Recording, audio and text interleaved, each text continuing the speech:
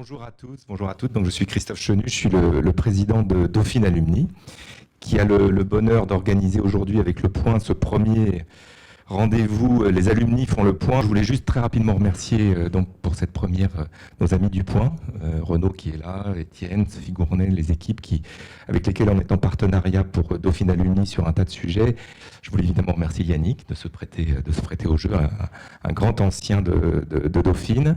Remercier Weston qui est le partenaire de cette opération, représenté par Marc Dury, qui est quelque part dans la salle, je l'aperçois, voilà, tout là-bas, et Carole qui nous aide, Carole Abeck, qui en tant qu'administratrice de Dauphine Alumni est la cheville ouvrière de cette organisation. Voilà, donc merci à vous tous, c'est une première, j'espère que c'est une première d'une très longue série, et on est vraiment ravis de vous accueillir, et à tout à l'heure autour d'un très bon café. Bienvenue au Point. Alors, je ne sais pas, est-ce qu'on a vraiment besoin de vous présenter la chose importante quand même, c'est que vous avez fait Dauphine. Oui, vous avez fait aux États-Unis. Certainement la chose la plus importante. Producteur de cinéma, notamment 2 films, Saint-Laurent, Elle, quelques autres, mais Saint-Laurent c'est vraiment formidable. Merci. Direct Matin, Direct 8, vous dirigez les programmes, si je me souviens bien. PDG d'Havas depuis 2013. Président du conseil de surveillance de Vivendi et j'ai appris ça, administrateur du musée Rodin. Oui. Ouais, ça c'est particulièrement intéressant, on parlera peut-être sculpture tout à l'heure. Alors, au Point, on a une tradition, c'est qu'on interviewe les patrons assez peu sur leur compte de résultats, sur les EBITDA, sur des choses comme ça, non pas que ce soit pas utile et intéressant les EBITDA, mais on considère que les dirigeants d'entreprise voient le monde, apprennent des choses, donc on les interviewe un peu comme des universitaires. Et ça tombe bien parce qu'on a quand même les alumni de Dauphine ici, donc monsieur le professeur Yannick Bolloré, comment avance le monde, qu'est-ce qui se passe, qu'est-ce que vous avez repéré d'étonnant, d'intéressant. On sait que vous apprenez des choses, que vous en avez besoin pour vos affaires, de comprendre un peu où le monde va. Donc c'est la question Baudelaire, étonnant voyageur. Qu'avez-vous vu ? Non, écoute, d'abord, merci à tous et à toutes d'être venus dans les conditions actuelles. Ça me fait vraiment très plaisir. Merci Christophe, merci Sybille, merci à toutes et tous d'avoir pensé à moi pour cette première. Écoute, alors la question est très ouverte. Qu'avez-vous vu, étonnant voyageur ? C'est certain que le monde a énormément évolué au cours de ces dernières années. Il y a eu, ces 18 derniers mois, une accélération très forte de l'évolution du monde. Moi, ce qui m'avait frappé, si je reviens, disons, 10 ans en arrière, c'était l'ouverture du monde. Et c'était une période qui coïncidait avec mon arrivée chez Havas, où on passait nos journées à ouvrir des nouveaux pays, des nouveaux bureaux partout dans le monde. Le monde était uni, ouvert, le monde n'était presque qu'un. On réfléchissait même à ouvrir un bureau à Téhéran, un bureau à Kaboul, c'est raté pour des bureaux partout en Russie, en Ukraine. Donc quand on voit ce qui s'est passé depuis 4-5 ans, c'est sûr que le monde avait tendance à se refermer, un petit peu à se replier sur soi. Le Covid a accéléré les choses, évidemment, avec l'empêchement tout simplement du transport de personnes. Mais au-delà de ça, je vois quand même un repli sur soi que je trouve plutôt dangereux partout dans le monde. On a vu l'Europe de plus en plus isolée, que ce soit dans sa relation avec les États-Unis, qui paraissait peut-être extrêmement bonne alors qu'elle ne l'était pas autant sous la mandature de Barack Obama. On voit les rapports avec la Chine qui se tendent, notamment entre les États-Unis et la Chine, mais ça pose un problème avec l'Europe. On voit toutes les situations de guerre idéologique à travers le monde qui ne font que s'accélérer. Et on voit une méfiance se développer à l'égard des autres. On l'a vu avec l'accès aux masques, on l'a vu avec l'accès au vaccin, une sorte de chacun pour soi qui n'est pas du tout le monde qui existait il y a 10 ans. Est-ce qu'il n'y a pas aussi une aversion au risque ? Oui et non, puisque quand tu vois ce qui s'est passé aux États-Unis, avec des milliards et des milliards d'euros investis dans la recherche sur des vaccins qui n'étaient que des promesses de vaccins, on voit qu'ils ont su, au contraire, se donner les moyens de réussir et de trouver à une vitesse extrêmement rapide une sorte de début de solution, en tout cas voir une solution aux problèmes que l'on traversait. Donc je dirais qu'il n'y a pas une aversion au risque partout. C'est encore plus vrai en Chine. Moi j'ai eu la chance de passer beaucoup de temps en Chine, beaucoup moins évidemment maintenant. Moi j'y allais 4 à 5 fois par an. C'était une de mes missions que je m'étais fixée en tant que président d'Havas, c'était vraiment de devenir un des leaders de notre secteur en Chine. On voit qu'en Chine, ils ont quasiment aucune aversion au risque. Et au contraire, ça fait partie de leur culture d'investir. En Europe, c'est vrai, et peut-être en France, on a un certain conservatisme qui fait qu'on peut avancer moins vite. D'ailleurs, dans tout un tas de secteurs. Ce qui est dommage d'ailleurs, puisque le risque, quand il est maîtrisé, permet de grandes avancées. Alors en parallèle, parce qu'il n'y a pas que des mauvaises nouvelles du monde, en parallèle à ce monde, disons, cette sorte de géopolitique qui se renferme légèrement, il y a quand même des bonnes nouvelles. Notamment dans ce que recherchent les consommateurs à travers le monde. Qu'est-ce qu'ils recherchent? Alors, les consommateurs à travers le monde qu'on interroge, tu imagines de manière extrêmement régulière, plusieurs fois par an, recherchent beaucoup plus aujourd'hui de sens à leurs achats, à leur vie, à ce qu'ils entreprennent, à ce qu'ils font, que ce qu'on pouvait rechercher il y a une dizaine d'années. Et cette sorte de quête de ce qu'on appelle en anglais de meaningfulness, qui pourrait se traduire par une sorte de quête de sens en français, se traduit dans nos actions de tous les jours. J'imagine que beaucoup d'entre vous sont venus à vélo ou en voiture électrique. Pas moi. Non, bon. Et Christophe, je crois, est venu à vélo. Voilà. Dans le choix des produits que tu peux acheter, on sent que tu as une attention particulière au circuit court ou la façon dont étaient traités les animaux. Et tout ça a une résonance extrêmement positive pour la planète. Voilà. Que ce soit pour la condition humaine, la condition animale, mais pour la planète tout court. On voit dans l'économie aussi ou pas? Et je vais y venir. Donc on voit par exemple la chaleur écrasante qu'il fait à Paris aujourd'hui. Il y a une vraie prise de conscience des conséquences du réchauffement planétaire partout dans le monde. Il reste encore quelques personnes qui peuvent nier ce réchauffement, quoique ce qui nierait, ce serait plutôt l'impact de l'homme sur ce réchauffement. En tout cas, on voit ce qui se passe actuellement et cette prise de conscience. C'est que cette prise de conscience se traduit dans l'économie. Les entreprises aujourd'hui recherchent toutes à faire du monde une place meilleure.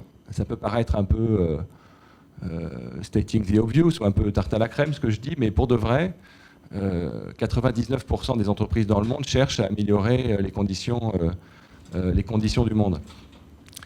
Et du coup, ça va rejaillir forcément sur la réalité de nos vies au quotidien. Donc, pour moi, c'est ma plus grande source de satisfaction et d'espoir pour la suite. Sur la question du risque,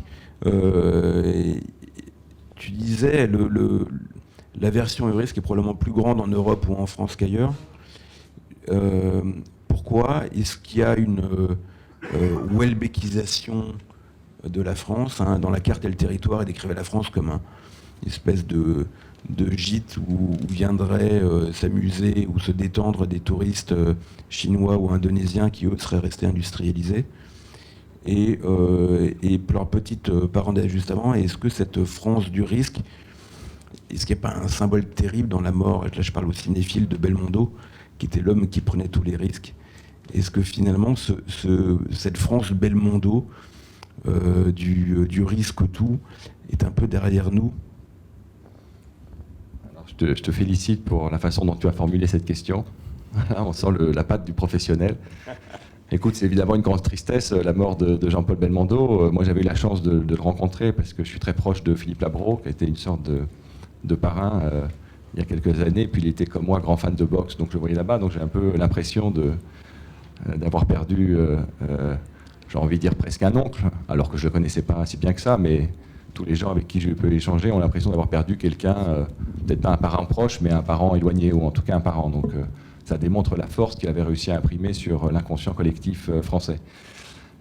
Sur la France, moi, je reste extrêmement optimiste, d'une manière générale. D'ailleurs, je cite souvent cette phrase, les optimistes ont inventé l'avion et les pessimistes le parachute.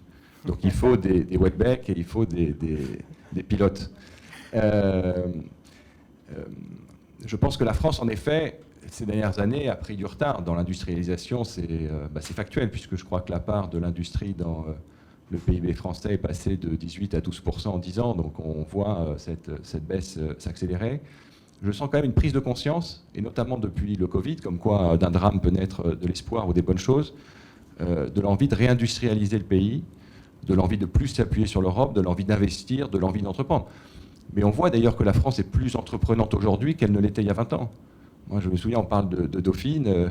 Je suis rentré à Dauphine en 97, c'était, je crois, l'année des 35 heures. il y avait beaucoup de sondages sur le rapport des Français au travail. Et j'ai été marqué que 50% donc, des jeunes de ma génération, à l'époque qui étaient étudiants, souhaitaient être fonctionnaires. Alors, j'ai rien contre les fonctionnaires, il en faut évidemment, c'est très important pour faire marcher le pays. Mais que 50% puissent être fonctionnaires, c'était uniquement lié à la sécurité de l'emploi et à ce côté un petit peu gîte ou plan-plan. Aujourd'hui, si on leur demande, je pense que la proportion serait bien moindre. On sent une France dynamique, entreprenante, une sorte de start-up nation, comme dirait Emmanuel Macron en paraphrasant l'État d'Israël. Donc je sens un regain d'énergie qui est revenu ces dernières années. Maintenant, il va falloir qu'il se concrétise. Ça prend du temps. Il faut créer une sorte d'écosystème de financement pour que ces entreprises se développent. Il faut créer un accès à l'éducation. Il faut créer tout un tas de choses. Mais je sens, et c'est encore une fois mon côté optimiste, je sens non seulement un espoir, mais une réelle dynamique.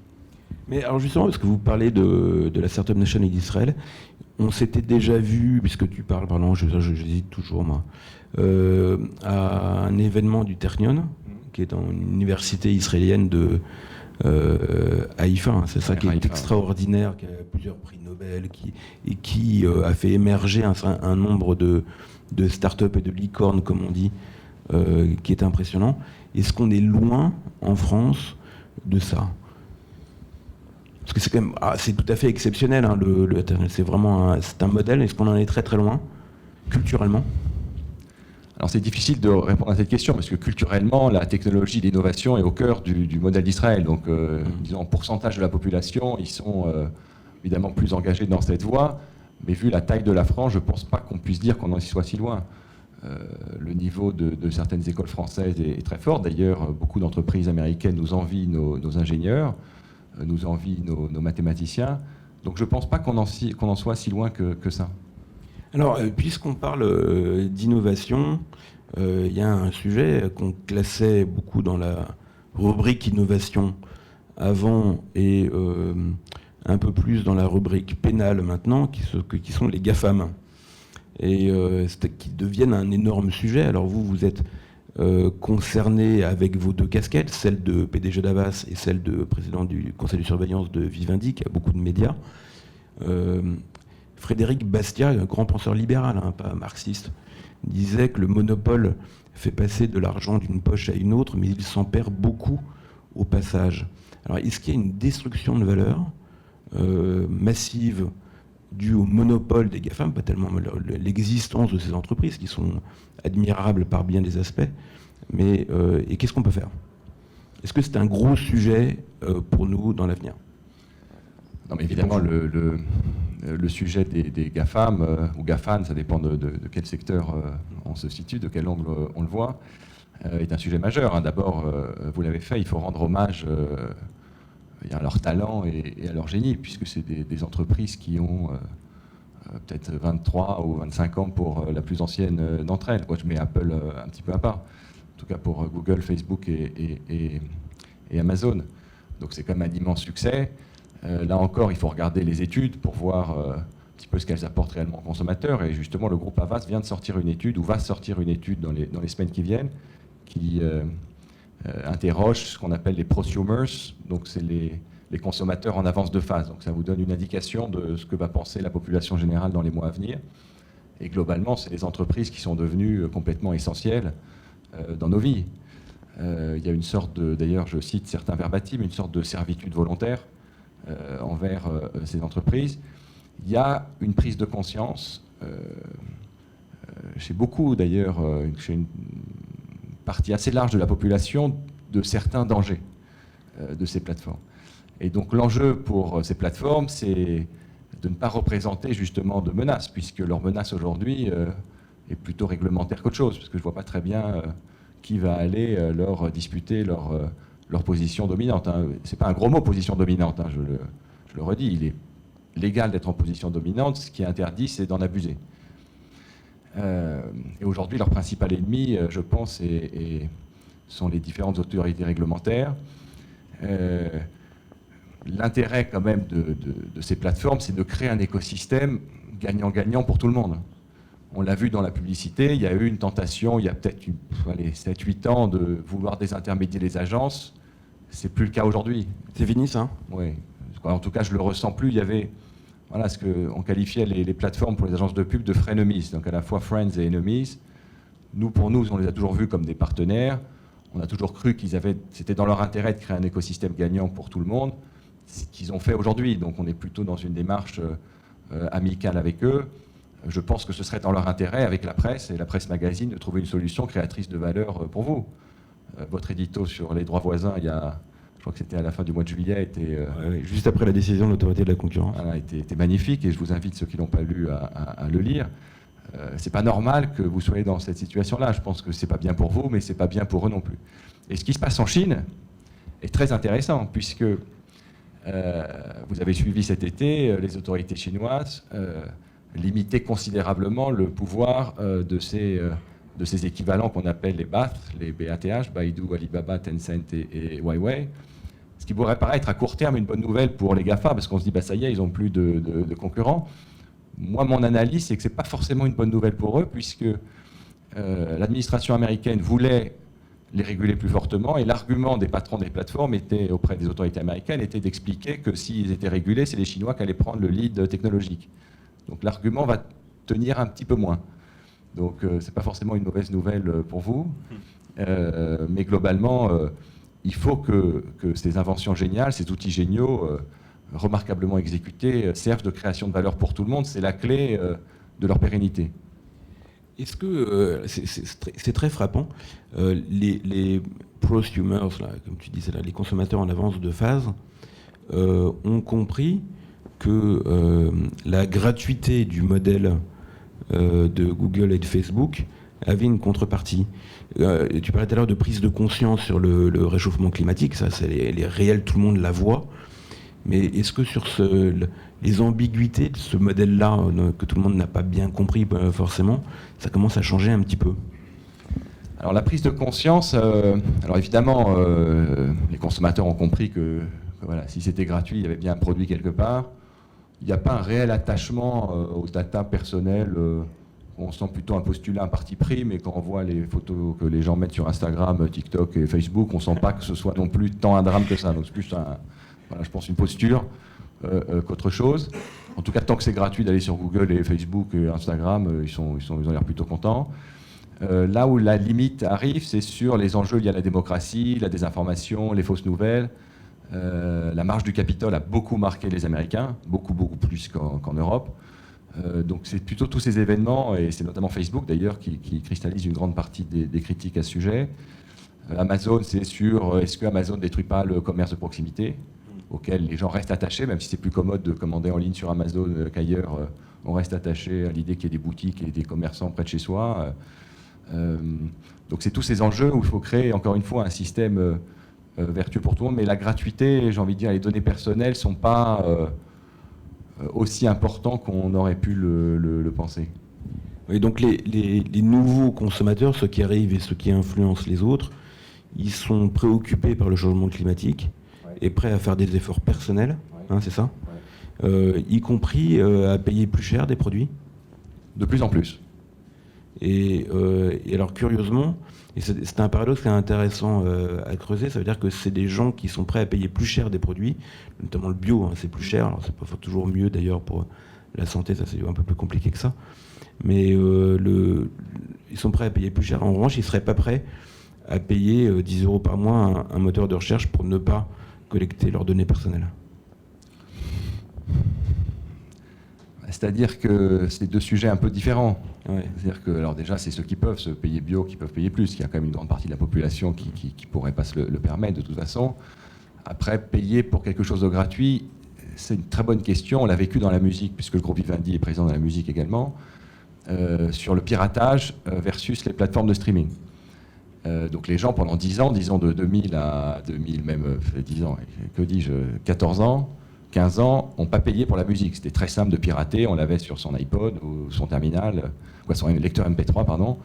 Et ça ne nous rajeunit pas. Hein. Voilà, et on écoutait de la musique gratuitement. Et quand Spotify est arrivé avec une offre extrêmement convenient qui, pour 9 € par mois, vous permet d'accéder à 100% de la musique, créer des playlists, les échanger, les gens ont été prêts à payer. Donc c'est ce supplément de conveniency qui a permis de créer une démarche de dépenses. Et aujourd'hui, on voit que le taux de réabonnement est extrêmement important. Donc, ce qu'il faudrait arriver dans votre industrie, c'est trouver un système, à mon avis, où les consommateurs ont plus d'intérêt à s'abonner à un tel prix pour recevoir le meilleur des informations, plutôt que de les pirater ou d'aller faire son moteur de recherche soi-même sur Google pour essayer de s'informer. Donc il faut trouver, je pense, le modèle, si je prends l'analogie avec la musique, pour la presse qui a réussi à trouver la musique il y a 5 ans. Oui, on cherche beaucoup. D'ailleurs, on a juste un petit problème, c'est que la presse, ça fait à peu près 5 fois le chiffre d'affaires de la musique en France. Et donc, ça ferait des abonnements beaucoup plus chers. Mais je paye mon abonnement en points. On va en parler parce que le groupe Vivendi est présent. Alors, vous êtes PDG d'Havas, aussi président du conseil de surveillance de Vivendi, dans les médias audiovisuels, dans la presse, avec notamment le groupe Prisma, qui est quand même un groupe majeur en France, c'est peut-être même le premier en chiffre d'affaires. C'est le premier tout court, en chiffre d'affaires et en nombre de vues. Ouais.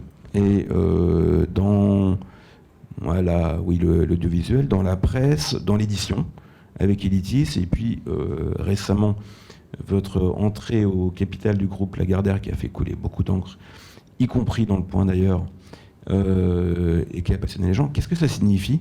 Ça signifie que pour vous, les contenus ont de la valeur, que ça vous, en tant qu'investisseur, que c'est quelque chose... C'est très étonnant parce qu'on parlait à l'instant des grandes plateformes qui ont tendance à aspirer une grande partie de la valeur.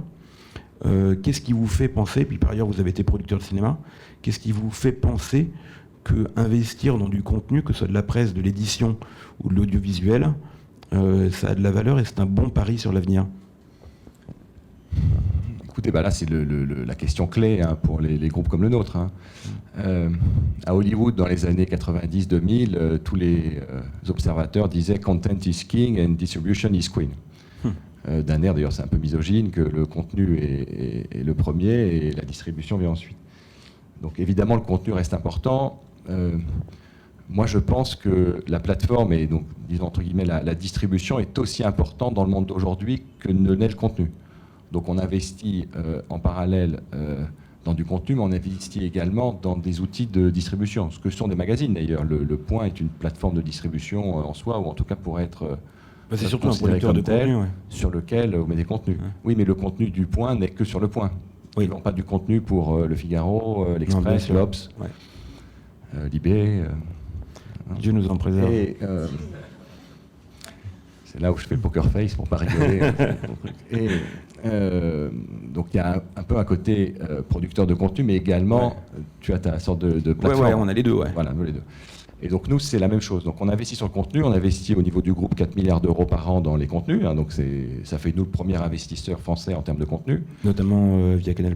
Via Canal+, via Universal Music, via Editis, via Prisma Media maintenant, via Dailymotion également, qui produit du contenu, qui est une sorte de mini Google français, de mini YouTube français. Donc je crois que le contenu est clé, mais que la distribution de ce contenu est également très importante. Pourquoi ? Je vais t'expliquer. C'est tout simplement qu'on vit dans un monde saturé de contenu.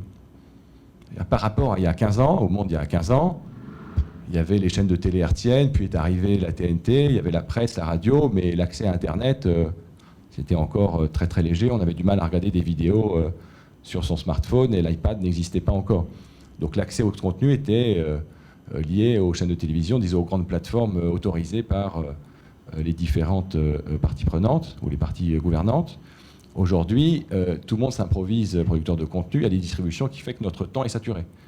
On n'a plus le temps aujourd'hui, faites l'essai, si vous allez à un dîner, vous allez parler de séries, tout le monde aura vu des séries différentes, personne n'aura vu les mêmes, et même si vous êtes armé de bonnes intentions, vous avez beaucoup de temps devant vous, vous n'aurez pas le temps de tout voir puisqu'il y a trop de contenu aujourd'hui.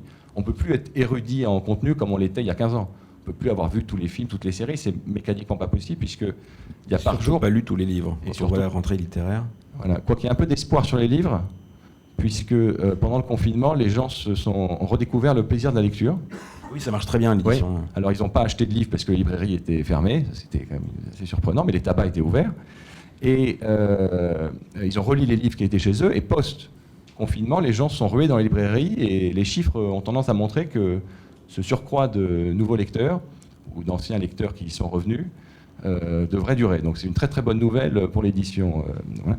Donc contenu très important, mais ne pas sous-estimer l'importance de la distribution. Il peut y avoir des magnifiques contenus qui restent aux oubliettes, des magnifiques artistes que l'on ne découvrira pas. D'ailleurs c'est vrai dans la musique. Là on travaille beaucoup sur la musique puisqu'on introduit en bourse Universal Music Group à Amsterdam dans 2 semaines maintenant. 2 semaines et 2 jours. Et on a eu beaucoup de questions de la part d'investisseurs, mais aujourd'hui, avec Internet, est-ce qu'un chanteur très doué sous sa douche ne peut pas lancer son clip sur TikTok et devenir une star mondiale? Et en réalité, non. S'il n'y a pas le concours de tout un écosystème, d'une maison de disques, d'un savoir-faire de distribution, de coaching, de production, il n'y arrivera pas.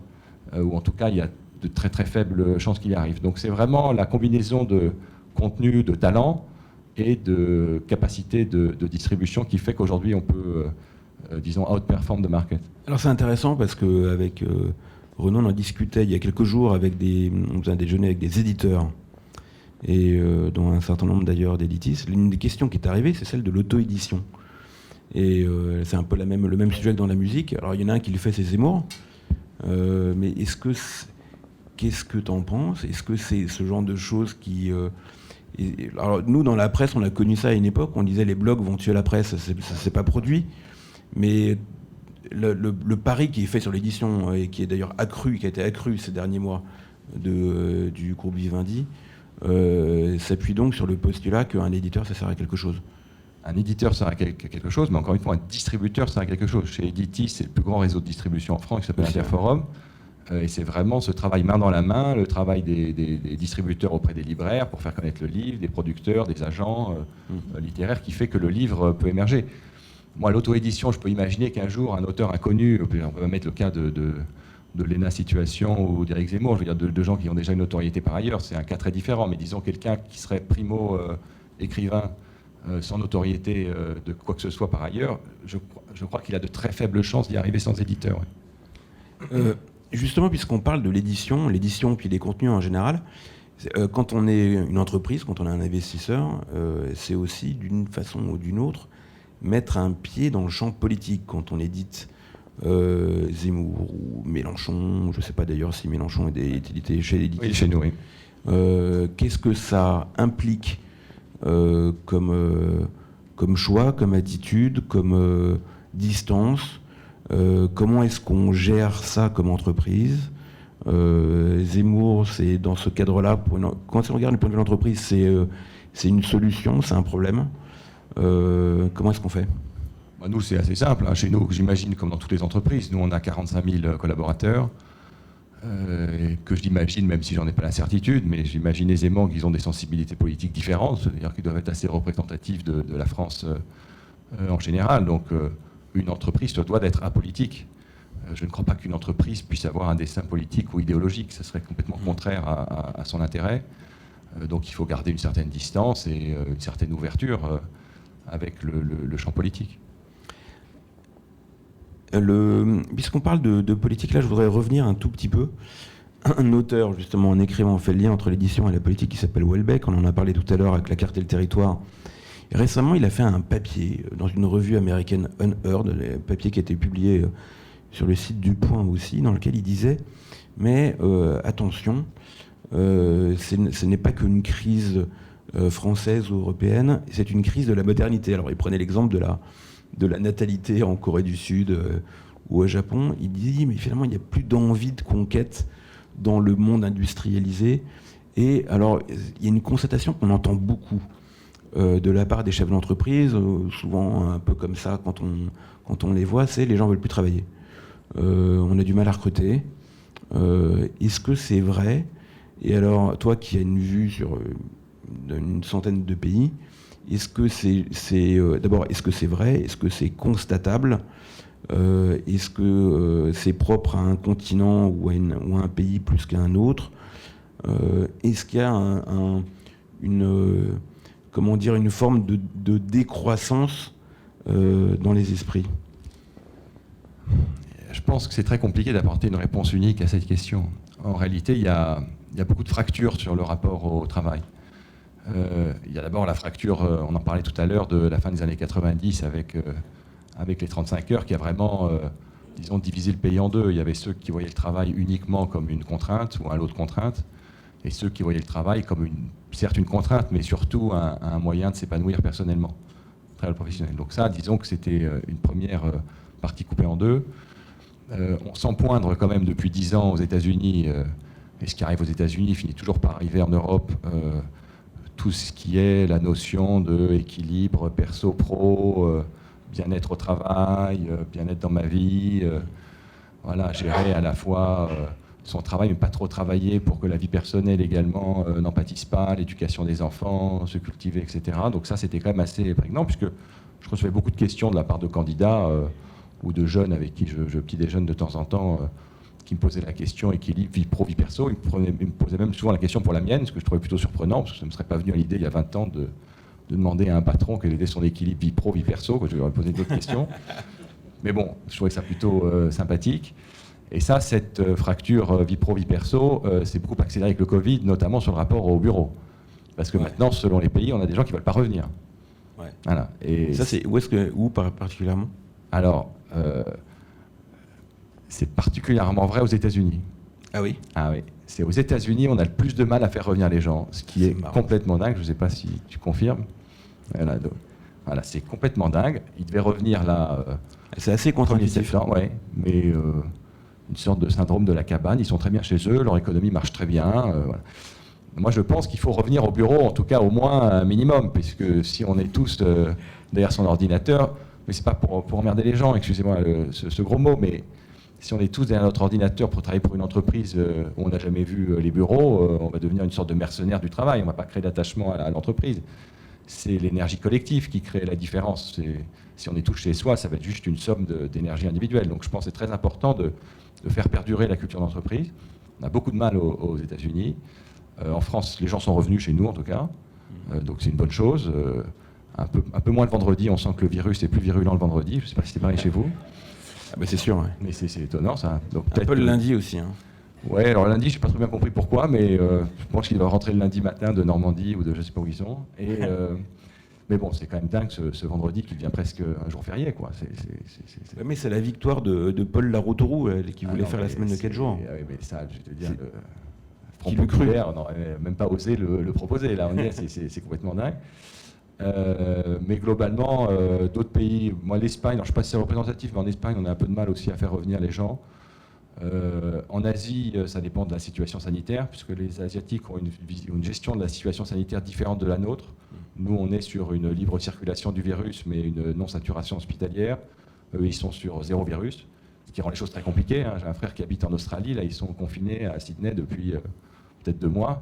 On en parle peu, mais c'est quand même complètement dingue ce qui se passe en Asie. Mais je pense que c'est important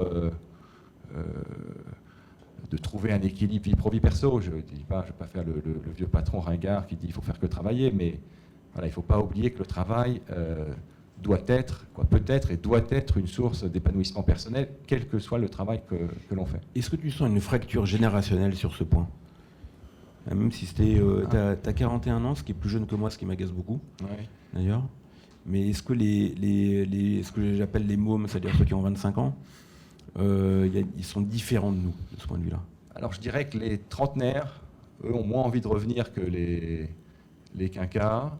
Mais je discutais, là on était avec Christophe, Sybille et les alumni de Dauphine avec des jeunes stagiaires qui nous racontaient là cet été qu'ils étaient en stage dans l'entreprise. Ils étaient contents s'ils pouvaient passer une journée de leur stage dans l'entreprise. Ça fait flipper, hein. T'imagines, t'es en stage en entreprise, en fait chez toi. Je veux dire, ça me paraît complètement dingue. Donc, disons que les primo-accédants au marché du travail, je pense, seront contents de découvrir le monde de l'entreprise pour voir ce que c'est, qu'il y a des vrais gens, que c'est pas... Parce que c'est plutôt sympathique, l'entreprise. Il y a des collègues, on se fait des copains.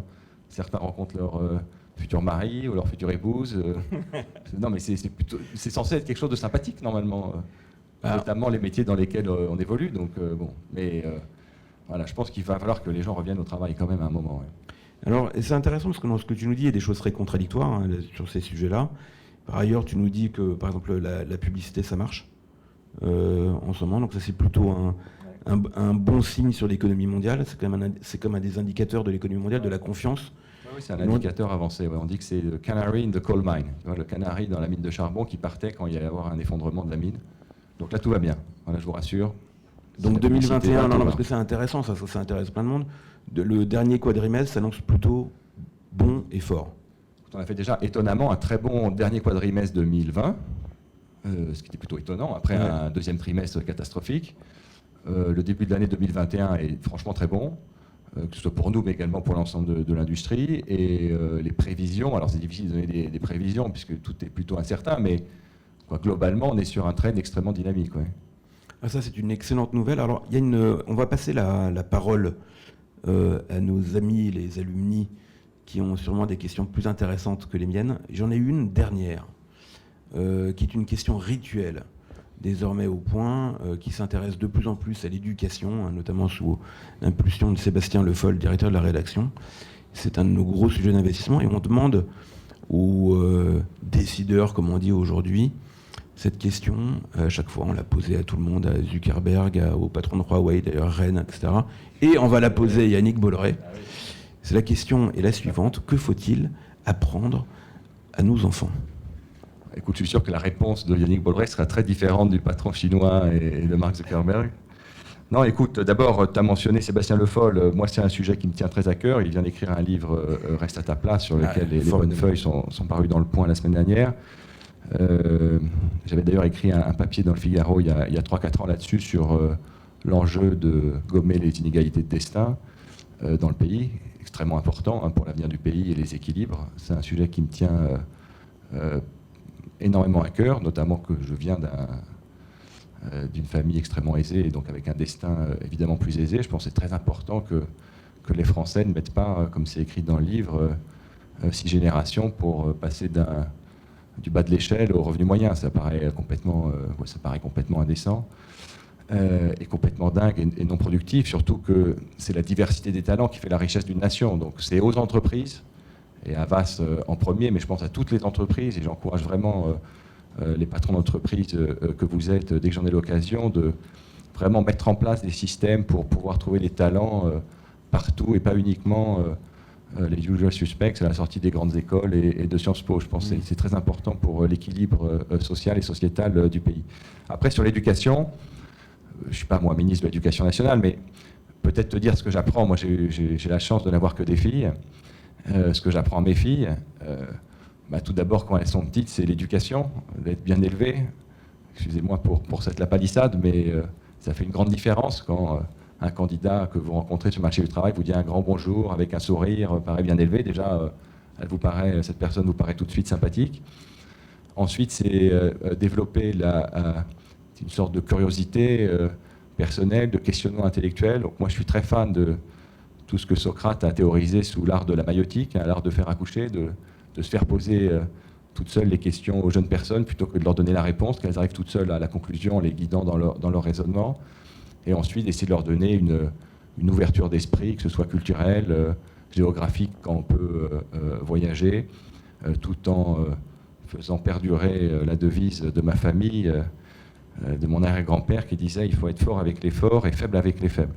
Et si tu me laisses juste rajouter une dernière chose, parce que ce ne sont que des filles, et j'en explique que tout est possible pour des filles, d'ailleurs surtout pour des filles, et qu'elles vont avoir une responsabilité très forte, puisque ce sera la première génération de femmes à arriver sur le marché du travail avec une égalité ou une équité parfaite. Donc je leur dis, ratez pas tout, parce que vos aînés sont battus pour en arriver là, donc à vous de démontrer que ça valait la peine. Donc la décennie qui vient sera féminine. Moi je l'espère. Merci beaucoup, c'est absolument passionnant. Alors, est-ce qu'il y a des questions? Et je voulais revenir sur justement la désaffectation des gens à revenir au travail après cette période de Covid, qui traduit quand même un certain mal-être vis-à-vis de l'entreprise et du monde du travail. Vous, en tant que dirigeant, qu'est-ce que vous mettez en place, ou qu'est-ce que vous imaginez, quels conseils vous avez à nous donner pour justement redonner envie aux gens de venir et que ça redonne du sens à leur travail? Alors, bravo d'abord pour Paris 2024. J'ai eu la chance d'assister dimanche à la passation de pouvoir paralympique. C'était absolument superbe et extrêmement émouvant. Alors, je pense que pour les JO, c'est plus facile. Les gens ont plutôt envie de venir au travail, parce que c'est plutôt sympa. Non ? Même pas. Bon. Non, même pas. Alors, nous, on a fait un truc un peu... Moi, je suis très admiratif. On n'en a pas parlé. Moi, là, je vais choquer, mais je suis très admiratif du modèle chinois. Voilà. Donc, moi, j'ai obligé les gens à revenir au travail. Voilà, c'était au minimum 2 à 3 jours par semaine, sauf contre-indication médicale évidemment, sauf s'ils étaient atteints du Covid. Mais ça a quand même beaucoup aidé. Voilà, il y a un moment, je pense que c'est important de décider, parce que si vous décidez jamais, que vous laissez à chacun le choix, déjà c'est très compliqué. Moi, j'avais eu le cas d'un choix complètement insoluble pour les parents. Au mois de mai dernier, quand l'école a réouvert, la directrice de l'école a envoyé un mail à tous les parents pour leur demander si on voulait que l'école réouvre ou pas. Donc, il n'y avait que des mauvaises options. Soit on voulait que ça réouvre, mais au risque d'avoir les enfants qui attrapent le Covid, et on s'en serait voulu toute notre vie. Soit on ne voulait pas que ça réouvre, on était des mauvais parents parce qu'on ne voulait pas que l'école réouvre. Donc, voilà. Donc, je pense qu'à un moment, le patron doit décider, et c'est important de donner une direction et un minimum de quelques jours par semaine pour que les gens même créent une culture d'équipe. Parce que Paris 2024, ça paraît dans 3 ans, mais c'est demain matin. Je veux dire, ça va arriver demain matin, puisque vous avez des décisions à prendre dès maintenant qui vont impacter 2024. Donc, je pense qu'à un moment, il faut décider. Merci beaucoup. Est-ce qu'il y a d'autres questions? Nicolas Duep, Alchimie, la vidéo OTT. Tu disais tout à l'heure que vous mettez 4 milliards dans les contenus, mais Netflix, c'est 4 à 5 fois plus, Amazon s'y met aussi, Apple, etc. Donc la stratégie de Vivendi pour se différencier, pour éviter de jardiner sur les terres de ces mastodontes, quelle est-elle pour arriver à produire principalement du contenu vidéo, puisque là on parle de la vidéo? Écoute, elle est double, c'est une très bonne question. Elle est double. D'abord, de se différencier culturellement. Voilà, on opère en Europe principalement et un petit peu en Asie et en Afrique. Donc, c'est de produire des contenus différenciants culturellement. Donc, vous voyez, par exemple, les créations originales de Canal+ sont un bon exemple. C'est des créations originales que vous ne trouveriez pas sur Netflix. D'ailleurs, c'est pour ça que moi, j'estime que la France devrait plutôt plus soutenir Canal+ que tenter de l'affaiblir, puisque sinon, on va s'affaiblir culturellement, puisque les grandes plateformes américaines vont préférer faire des contenus plus uniformisés pour plaire au plus grand nombre. Donc je pense que c'est important de défendre les différences culturelles. Et ensuite, c'est en investissant dans l'IP, donc dans l'édition, les propriétés intellectuelles, pour être sûr d'avoir accès aux meilleurs ouvrages, aux meilleures histoires, aux meilleurs récits, d'être vraiment en amont de la chaîne des droits, d'où l'investissement dans Editis notamment. Ça veut dire que, pardon pour prolonger la question, il y a une logique à investir à la fois dans l'audiovisuel et dans l'édition. Voilà. Pour nous, oui, puisque si tu prends le box-office, pour faire simple, des plus grands films ou des plus grandes séries, 90% des cas, voire 95%, c'est tiré d'un livre. Voilà, donc d'être dans l'édition, on est au courant des IP d'ailleurs en avance, puisque depuis qu'on a Editis, moi je le sais 6 mois à l'avance, les livres qui vont sortir. Donc c'est plus facile de gérer directement les droits ou les transposer en série, ce qu'on fait actuellement d'ailleurs entre Studio Canal et Michel Bussy, ou entre Studio Canal et Marc Lévy, qui sont 2 auteurs de chez nous, 2 très brillants auteurs d'ailleurs.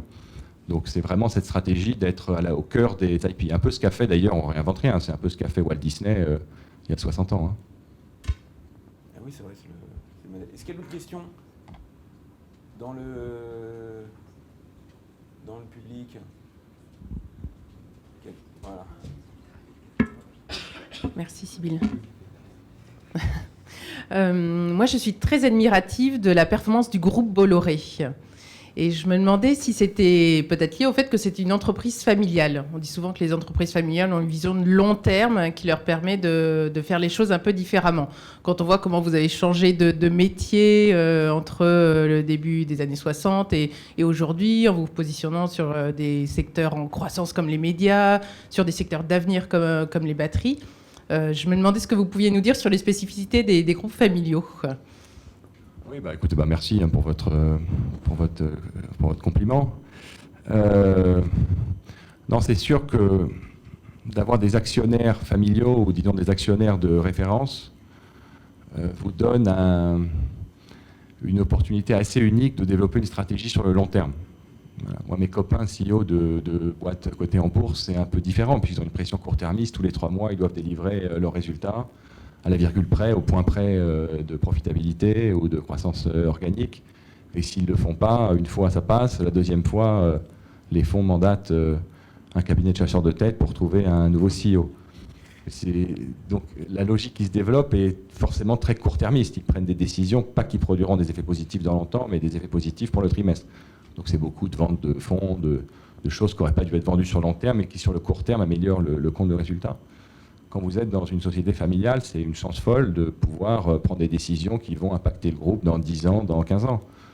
Étienne parlait de Direct 8. Quand on a lancé Direct 8, c'était en phase d'investissement c'était un nouveau métier, le groupe Bolloré n'aurait pas été contrôlé par la famille Bolloré, on n'aurait pas pu lancer cette nouvelle activité avec cette phase d'investissement.